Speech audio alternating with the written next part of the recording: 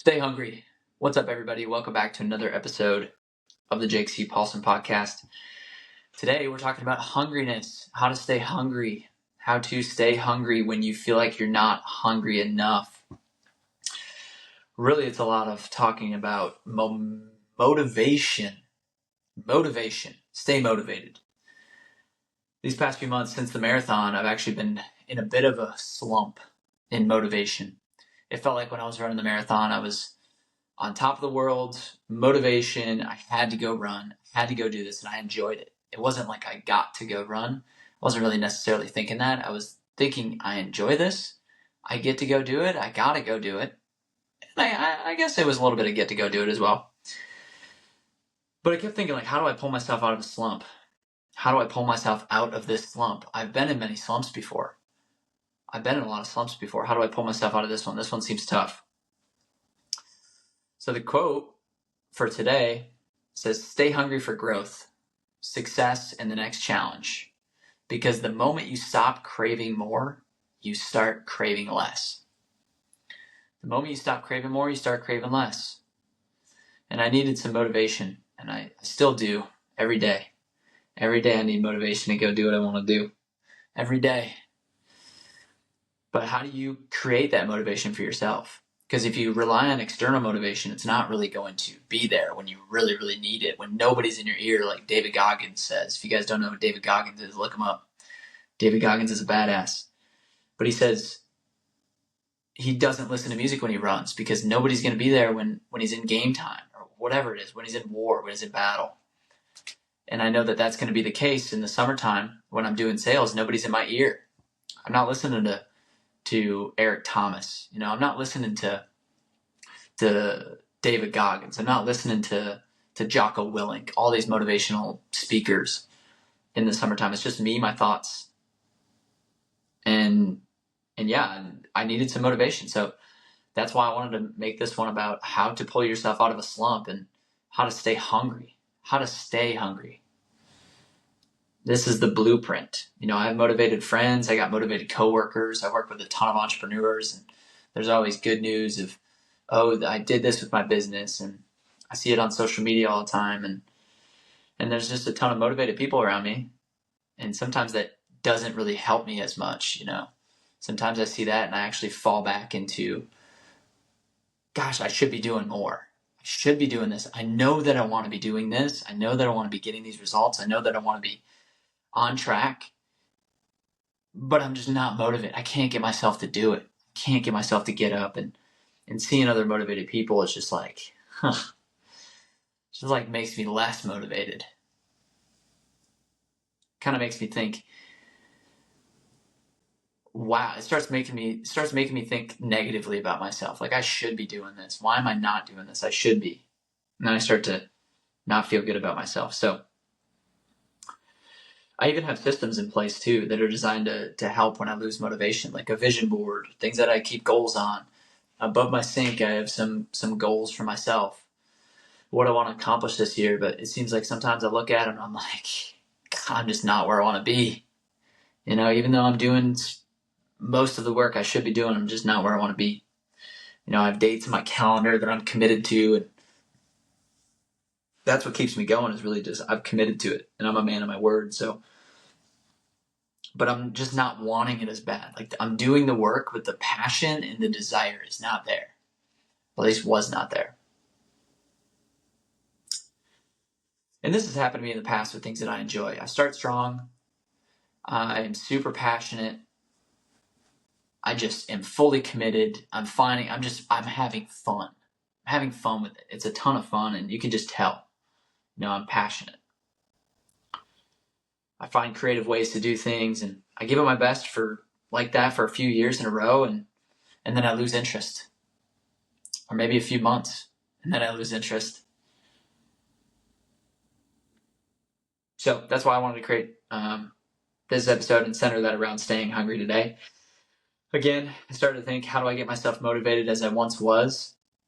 How do I get to that point? So what I actually did is I looked back at my schedule. I'm glad that I kept everything that I did on a daily basis on my schedule, because I literally looked back and when was I the most on it? When was I the most motivated? When was I the the most clear-minded, the most goal-centered, goal-oriented, the most focused I've ever been.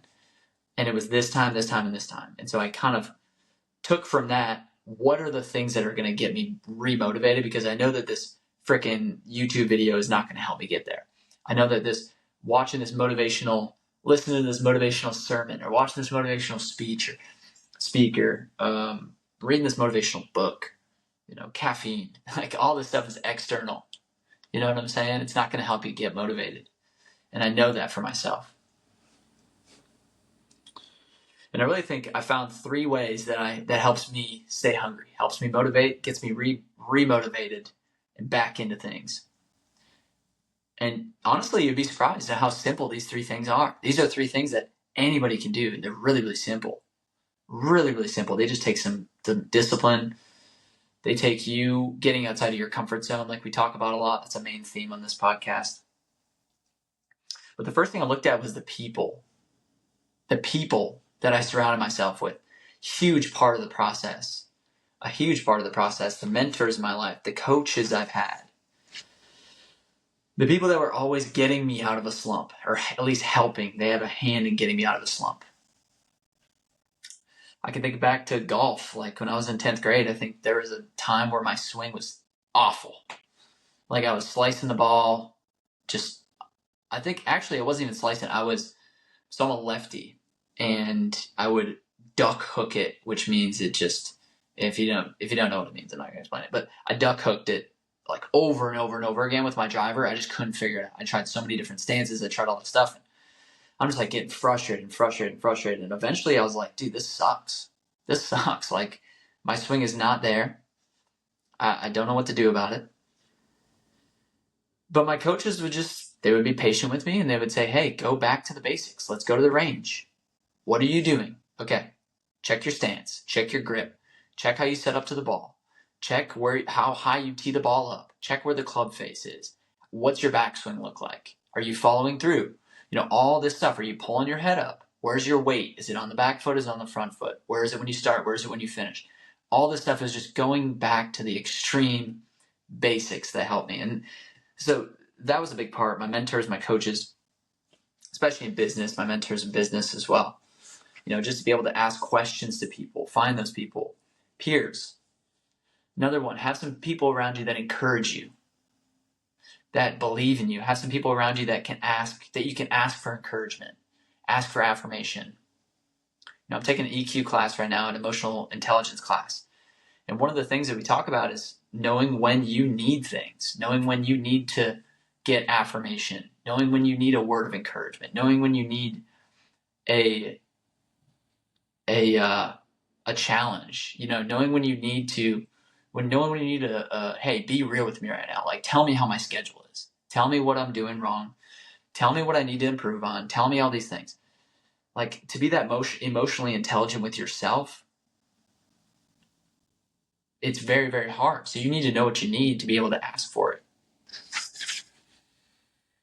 Then also those peers around you that are younger too. Be willing to learn from those people.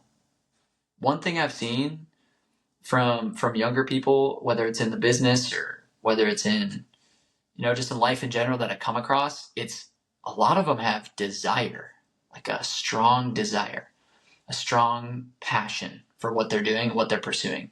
And that's really cool. When I was in that slump, I would look at that and go, gosh, that was like a window into the past. It was me looking at, I used to have that passion. I used to have that drive. I used to have that reality of every day I'm waking up passionate about something, working towards a goal. For example, I met this young guy. He was like, 40 days into 75 hard. And if you guys don't know what 75 hard is, it's a challenge where you do one workout outside for 45 minutes, one workout inside for 45 minutes, stick to a really strict diet, drink a gallon of water, and no alcohol, no cheat meals, and 10 pages of a self-improvement book. You do all of that in a day, even if it's snowing, even if it's a blizzard, even if it's sunny, even if it's pouring rain outside, you still have to do a 45-minute workout outside every day and one inside. And he was doing it, and I could just tell he's pretty confident. He's a confident person, and I was like, you know what? I want to do that, because after running that marathon, I just felt like I was like, well, what's the next thing? And honestly, I felt like I just needed a break, because the marathon was a lot, and I was like, I feel like most people would just take a break after this, and I feel like I deserved it, or I earned it, in quotations. But the reality is, it didn't really, I needed something new. So I was just lost for a little bit there. And also looking at the younger people that you work with. Don't look at them as like, oh, they're just inexperienced. They just don't know, or, oh, probably shouldn't take their advice because they're a lot younger, or they're younger, or, I'm more experienced, letting your ego get in the way. They have new ideas. They have new ideas that are going to invigorate you. They have passion that you can feed off of. And a lot of times you'll realize that ignorance is bliss. Like, you might be a little bit older, you might be a little bit wiser, but sometimes what you don't know can't hurt you. Ignorance is bliss. The less you know about something, the better sometimes. So in that moment, you just knock your ego down and you move on to learning the next thing. What is the next thing that you can learn? And you can get a lot of drive out of talking to young people. Get a lot of drive out of it, a lot of exterior motivation, but it's good motivation. It's supposed to be there. It's supposed to push you. It's supposed to hit your ego and give you a reality check. And the next one I thought of, I realized, was I just need to put in more work. Even baseball players, when they're in a slump, you know what they do? They go to batting practice. They work on their swing. Golf players, when they go into a slump, what did I do? I went to the range, worked on my swing, put in more work. Just outwork yourself. Go back to the basics. With the more reps, you'll find your passion again through the work. I used to have a quote up on this board that said, find it in the work. Because the reality is, I'm not going to find my passion sitting on my ass. Sadly to say, I'm not going to find it sitting on the couch eating Chinese food. I'm not going to find it going to the bar. I'm not going to find it going and doing these luxuries, these little empty pleasures that I have. I'm not going to find it there. Not going to find it. Where I am going to find it, though, is working my tail off, is sacrificing the empty pleasures, the short term. No, this feels nice in the moments. I'm not going to find it there. You got to sacrifice those short term pleasures to find the passion that you're working towards, to re-find it. I would say, not just to find it, to re-find it. Find something to focus on. What's the next big win? I've actually started 75 Hard. I'm about 5 days in. So every day is a win. That's what I like about that one, is every day you feel good by the end of the day. You feel like you've accomplished so much. And even with my schedule, I'll tell you what, I'm a pretty humble person. I work a lot. I work a ton. My schedule is packed. I start at 9 a.m. and end at 9 p.m. Like, obviously I have lunch, dinner, all that stuff in between, but that's my work schedule. And sometimes I have to run after that. Sometimes I have to do my workout and the run after that because I didn't get time in the morning. Sometimes I got to make those sacrifices. And it's just a huge win. I read this book. It's my favorite book ever. It's called Winning by Tim Grover. And he has a YouTube video that he talked to an audience. I don't remember when it was, but he was talking about, or maybe it was a podcast I watched, but he was talking about the last time he talked to Kobe Bryant over the phone. He was going to see him at the All-Star basketball weekend. And he said the last thing that Kobe said to him was, he's chasing the next win. He's just chasing the next win. What is the next win on the docket? That's what he's chasing. Kobe was a winner. He was a winner. If you don't have something you're chasing, then you're just kind of lost. So that's what I found. Not everyone is 75 hard. It's freaking hard. Okay, not everyone is that. Do something a little bit simpler. Do something you enjoy, but also pushes you. Right? That's how you're going to find your passion again too. Again, when I was on top of my game, like on top, motivated, passionate, I was working tirelessly. I was working with my with everything in front of my eyes, nothing behind me. I wasn't focused on the things that happen in business that I didn't really like. I wasn't focused on the things that were happening around me. I wasn't focused on all the negative things. I was focused on what I had to accomplish in order to hit my goal, rather than focusing on all these other people are accomplishing. I didn't care. I didn't know what, no care in the world what other people were accomplishing. No care. Just loaded of praise. Hey, good job. No care. But when I'm in that slump, it feels like I care way too much. So put in the work. And another one that I thought of was finding the positives, just focusing on the positive, because what you focus on grows. What you focus on grows. One thing I did was I wrote a list of all the positive things that are happening, all of the wins that I've had. Because sometimes our brains are naturally focused on the negatives. Naturally, you're going to be focused on all the negative things in your life. Might as well throw in some positive things. Try to conquer that. Because there are positive things in everyone's life. Focus on those. Breakthroughs are only going to happen when you're in the right mindset. The right mindset, when you're making the right decisions. When you're doing the right work, not the wrong work. When you feel like you're doing the right work, you can trick yourself into finding the positives, focusing on the optimism, focusing on the good things, focusing on the great breakthrough that you're about to have happen. And if it hasn't happened yet, you're building up the work. The work you're putting in now is building to that next positive. Then also, of course, block out the negatives. Block out the things that are standing in the way of your happiness. Block out those things, those empty pleasures that you have, those short-term things that you're just waiting to get home to. Those things that when you're at work, you're craving it. You're thinking about it. Because that's probably a habit that you need to break if it's not helping you. If it's happiness in the short term, but later you feel bad, like eating that Chinese food, yeah, it's great.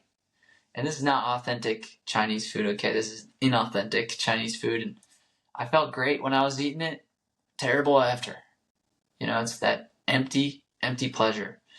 And that's just one random thing that I thought of, okay? Can be a lot of things. But remove those things. Remove those negative things that are blocking you. Everyone has strengths, but those strengths are limited. Those strengths are limited by your weaknesses. Again, the weaknesses are the things that just control you. You don't control them.